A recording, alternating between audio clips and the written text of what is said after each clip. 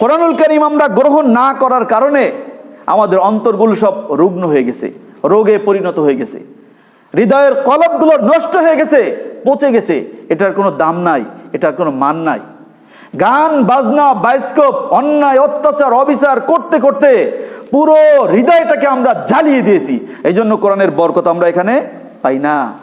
দেখুন, আত্মা সরাসরি আল্লাহ সুবহানাহু ওয়া তাআলার কাছ থেকে এসেছে, এই আত্মা দেখা যায় না। পৃথিবীর কোনো ডাক্তার আজ পর্যন্ত আত্মার আবিষ্কার করতে পারে নাই, কিন্তু মানুষের দেহটা এটা গঠিত হয়েছে পৃথিবীতে। এই জন্য মানুষের দেহের একটা খাবার আছে, আত্মারও একটা খাবার আছে। আলোচনাটা ভালো করে বুঝবেন। দেহের খাবার কি? এই যে সকালে আমরা নাস্তা পানি করেছি, খাওয়া দাওয়া করেছি, আবার জুমার সালাতের পরে যে আমাদের খাওয়া দাওয়া করতে হবে, আবার রাত আসবে খাওয়া দাওয়া করতে হবে। যদি খাওয়া দাওয়া না করি আমাদের দেহটা ধ্বংস হবে, নষ্ট হবে। এটা হলো দেহের খাবার। আর আত্মার খাবার রয়েছে। আত্মার খাবার হচ্ছে কি? আসুন দেখি সূরা রাদ এর 28 নম্বর আয়াতে আল্লাহ সুবহানাহু ওয়া তাআলা বলছেন, আলা বিযিকরিল্লাহি তাতমাইন্নুল কুলুব। আলা, সাবধান, কি হলো তোমাদের? বিযিকরিল্লাহ তাতমাইন্নুল কুলুব। আল্লাহর জিকিরে কি তোমাদের হৃদয় বিগলিত হয় না? আল্লাহর জিকিরে কেন তোমাদের হৃদয়টা বিগলিত হয় না? কত ভীত সন্ত্রস্ত হয় না? জীবন মানের কেন পরিবর্তন আসে না? সমাজ জাতিতে, পরিবারে, ব্যক্তিতে কেন তোমাদের বরকত আসে না? এর কারণ কি? একমাত্র কারণ, আমরা শুধু দেহের খাবার দেই কিন্তু আত্মার খাবার দেই না। সারা বছর চলে যায়, মাস চলে যায়, দিন চলে যায়, কত রাত চলে যায়। টিভি টেলিভিশনের চ্যানেল দেখতে দেখতে দেখতে দেখতে দেখতে দেখতে 24টা ঘন্টা চলে যায়, রাত চলে যায়। মোবাইলে কথা বলতে বলতে ঘন্টার পর ঘন্টা সময় চলে যায়, কিন্তু সারা বছর হয়ে গেল কোরআনুল কারীমের কাছে আমরা আসতে পারি না। এই কোরআনের সাথে কত দুর্ব্যবহার করছি যে আমরা চিন্তা করা যায় না। একটা উদাহরণ দেই, আমাদের মা বোনেরা যখন বিয়ে বাড়ি হয়, বিভিন্ন খাওয়া দাওয়ার অনুষ্ঠান হয়, তখন হাঁড়ি পাতিলগুলো বের করেন।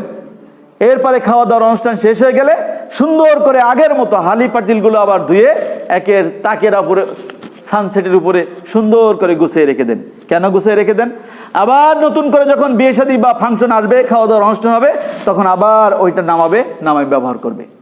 এই মা বোনেরা হাঁড়ি পাতিলের সাথে যে ব্যবহার করে, কোরআনুল কারীমের সাথে আমরা বুঝবান ব্যক্তিরা সেই ব্যবহার করেছি।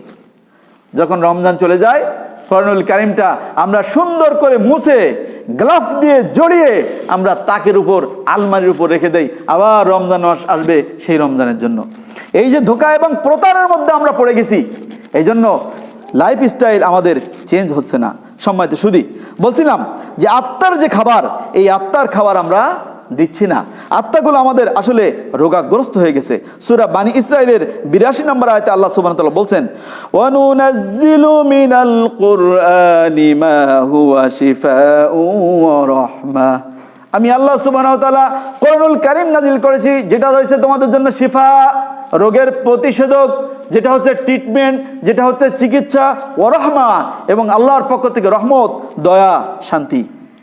তাহলে কোরআনুল কারীমকে আল্লাহ সুবহানাহু ওয়া তাআলা দান করেছেন বিশেষ একটা ট্রিটমেন্ট হিসাবে। কিসের ট্রিটমেন্ট এটা? কি চিকিৎসা করবে কোরআনুল কারীম? কোরআনুল কারীম চিকিৎসা করবে মানুষের হৃদয়কে, মানুষের হার্টকে, মানুষের কলবকে, মানুষের অন্তরকে। কেন? শয়তান ওই জায়গায় ধাক্কাটা দেয়। শয়তান আপনার হাতে ধাক্কা দেয় না, শয়তান আপনার পায়ে ধাক্কা দেয় না, শয়তান আপনার মাথায় ধাক্কা দেয় না, ওই অন্তরে, ওই জায়গাটাই শয়তান ধাক্কা দেয়। আর শয়তানের এক ধাক্কায় আমরা কোথায় না কোথায় ছিটকে পড়ি। আর যদি ইমানদার মানুষ হয়, শয়তানের এই সমস্ত ধাক্কাকে অবদমিত করে দুর্বার বেগে কোরআনুল কারীমের পানে সামনে সে এগিয়ে যেতে সক্ষম হয়। এই জন্য আল্লাহ সুবহানাহু ওয়া তাআলা সূরা বাকারার 10 নম্বর আয়াতে বলছেন, ফি কুলুবিহিম মারাজ। এমন এক শ্রেণীর মানুষ দুনিয়ায় রয়েছে যাদের অন্তরে রয়েছে রোগ, ফাজাদাহুমুল্লাহু মারাজা। এই রোগকে আল্লাহ সুবহানাহু ওয়া তাআলা ক্রমান্বয়ে আরো আরো আরো বৃদ্ধি করে দেন। সূরা বাকারা 10 নম্বর আয়াত।